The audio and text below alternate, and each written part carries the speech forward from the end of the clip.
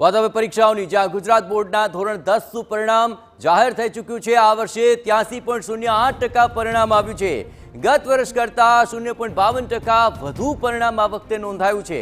અમદાવાદનું 83.08% પરિણામ જાહેર થયું। સૌથી વધુ પરિણામ ધરાવતું કેન્દ્ર છે કાંસા, જ્યાં મહેસાણાનું કાંસા જે સૌથી વધુ પરિણામ ધરાવે છે, અને ભોળાદમાં પણ સૌથી વધારે પરિણામ આવ્યું છે। સૌથી ઓછું પરિણામ ધરાવતું કેન્દ્ર અંબાવ છે, અને સૌથી વધુ પરિણામ ધરાવતો જિલ્લો બનાસકાંઠા 89.29% સાથે આગળ। સૌથી ઓછું પરિણામ ધરાવતો જિલ્લો ખેડા, જે 72.55% સાથે ત્યાં સૌથી ઓછું પરિણામ નોંધાયું। પરિણામ આવ્યું છે, અને પરિણામ સાથે ઘણી બધી આશાઓ પણ લાવ્યું છે। હવે વિદ્યાર્થીઓ પોતાનું આગળનું કરિયર વિચારી રહ્યા છે કે કેવી રીતે પોતાના ભવિષ્યને આગળ લઈ જવું। આપ જોશો પણ તો વિદ્યાર્થીઓમાં એક ઉત્સાહ દેખાઈ પણ રહ્યો છે। અને જયમીન આપણી સાથે છે। જયમીન, શું તમારું રિઝલ્ટ આવ્યું છે અને કઈ રીતે તમે તમારું જે એજ્યુકેશન આખું ભણવાનું શેડ્યુલ તમે પ્લાન કર્યું?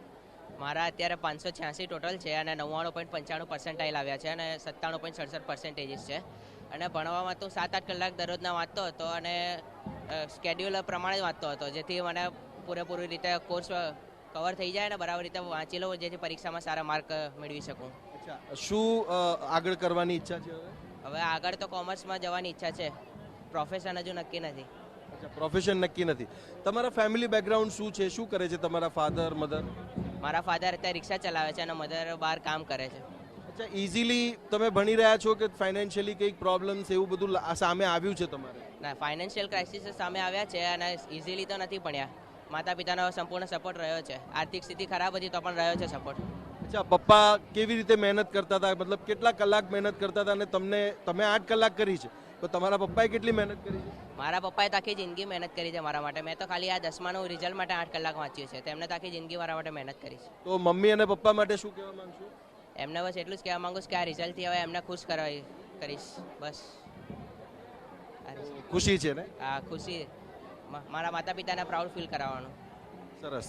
તો દર્શ, તમારું શું કહેવું છે? કેવી રીતે તમે તમારું રિઝલ્ટ આવ્યું છે અને શું પ્લાન કર્યું છે?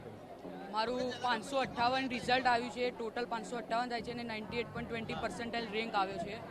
આગળ સાયન્સ લાઈન લેવી, સાયન્સ ફિલ્ડ લેવી છે, અને એમાં એન્જિનિયરિંગ કરવું છે।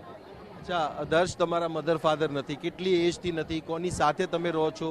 ભણવામાં તમને એટલી સરળતાથી તમે ભણી શકતા હતા કે કંઈક હર્ડલ્સ પણ આવતા હતા? હું 8th સ્ટાન્ડર્ડમાં હતો ત્યારે જ મારા મમ્મી પપ્પા નહોતા, અને સ્ટ્રગલ તો આવવાના જ હતા, પણ તો બી મેં મારી જાતને સંભાળી લીધી, અને એવી રીતે તૈયારી હું કરતો હતો। સપોર્ટ તો રહ્યો છે।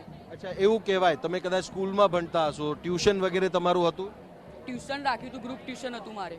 અચ્છા, ઘરમાં કદાચ મમ્મી પપ્પા હોય તો એમની પાસેથી ભણી લો, પણ મમ્મી પપ્પા ના હોય તો પછી નાના નાની તમને ભણાવતા હતા? ના, હું મારી જાતે જ ભણતો હતો। તો નાના નાની માટે શું કહેશો? કારણ કે એમની મહેનત છે, એમનો સપોર્ટ છે, ને એમને તમને આટલું બૂસ્ટઅપ કર્યું છે કે તમે આગળ વધો। એમને મારા પર ફૂલ સપોર્ટ રહ્યો હતો, એટલે જ મારા આટલા ટકા આવવામાં હું સફળ રહ્યો। શું તમારા મધર ફાધરને શું થયું હતું? કેટલી એજમાં તમે કીધું? હું 8th સ્ટાન્ડર્ડમાં હતો ત્યારે મારી માતાને કેન્સર હતું, એટલે એમની ડેથ થઈ, અને મારા પિતાને પણ એવું જ હતું, એટલે એમની ડેથ થઈ।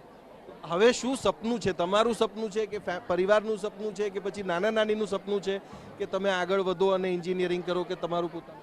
બધાનું સપનું તો છે, પણ મારા નાના નાની કહે છે કે તું આગળ વધ અને એન્જિનિયરિંગ કર, એટલે મારે પણ એન્જિનિયરિંગ કરવું છે। તમારે બીજા કોઈ ભાઈ બહેન? ના, કોઈ, હું એકલો જ છું। તો દર્શ અને જયમીન, તમે જોઈ પણ રહ્યા છો કે જે આ બંને વિદ્યાર્થીઓ છે, એમના જીવનમાં એક અલગ જ પડકારો હતા, અને અલગ જ પડકારો સાથે એમણે પોતાનું આ પરિણામ છે, પરિણામ સાર્થક કર્યું છે, અને બોર્ડના રિઝલ્ટ બાદ હવે આગળનું ભવિષ્યનું પ્લાનિંગ એમનું તેઓ કરી રહ્યા છે। કેમેરામેન મનીષ ત્રિવેદી સાથે સચિન પાટીલ, TV9।